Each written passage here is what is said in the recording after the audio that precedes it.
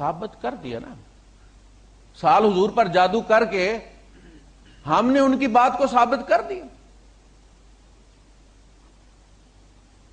یہاں بلاک ہے وہ ویب سائٹ آنسرنگ اسلام، عیسائیوں کی ہے، اس پہ جائیں تو پتہ چلتا ہے کہ اس حدیث کو اور 6 سال والی حدیث کو موضوع بنا کر انہوں نے پھر کیا اعتراضات اسلام پر کیے.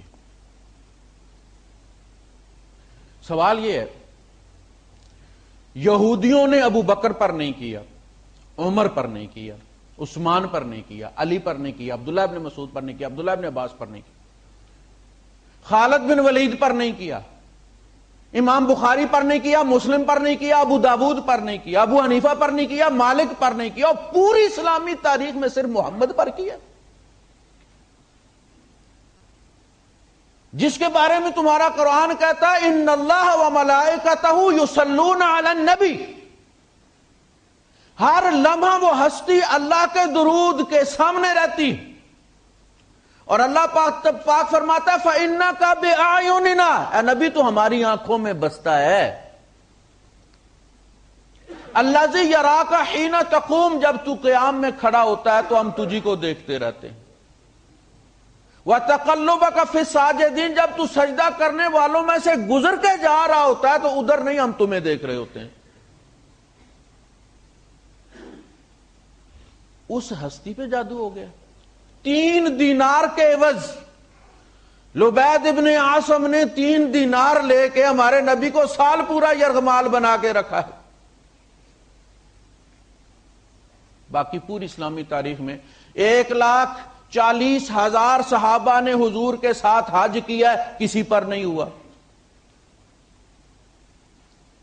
اسی طرح جس طرح پوری اسلامی تاریخ میں صرف ایک ہی لڑکی کا 6 سال کی عمر میں نکاح ہوا اور ایک ہی بندے نے کیا ہے، باقی کسی نے نہیں کیا. بالکل وہی بات، ایک ہی بندے پر جادو ہوا ہے.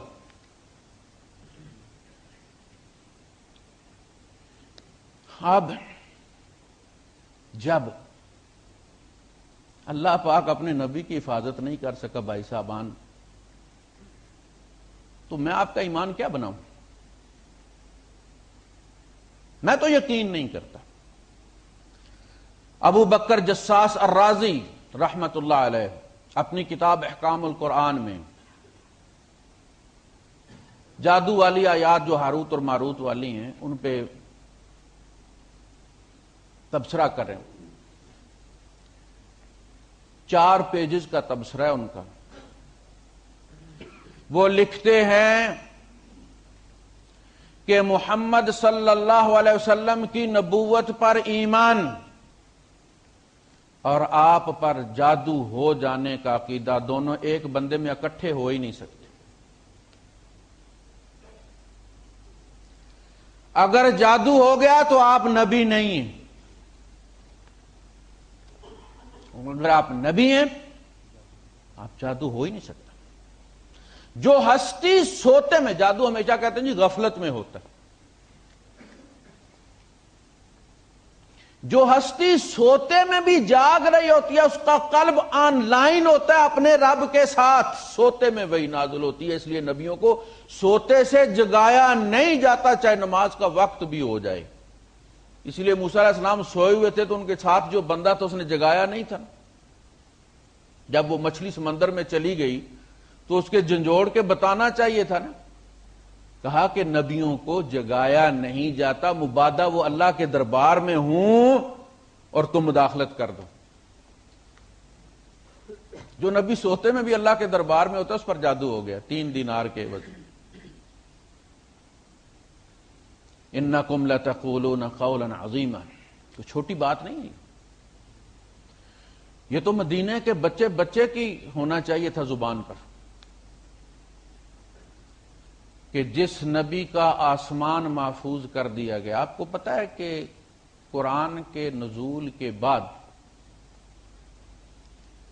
جنات کی قوتیں محدود کر دی گئی ہیں، جادو ختم ہو گیا ہے.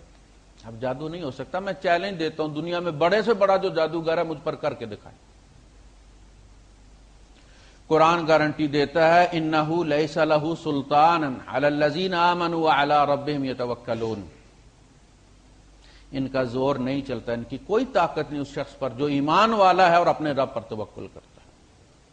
یہ الٹے لٹک جائیں، اس کا کچھ نہیں بگاڑ سکتا. انما سلطانہ علی الذین یتولونہ والذین ہم بہ مشرکون. جو رب کے مشرک ہیں، شیاطین کے دوست ہیں، انہی پر ان کا بس چلتا ہے. مومن پر جادو ہو ہی نہیں سکتا، تو نبی پر کیسے ہو سکتا؟ جس کے آسمان کو محفوظ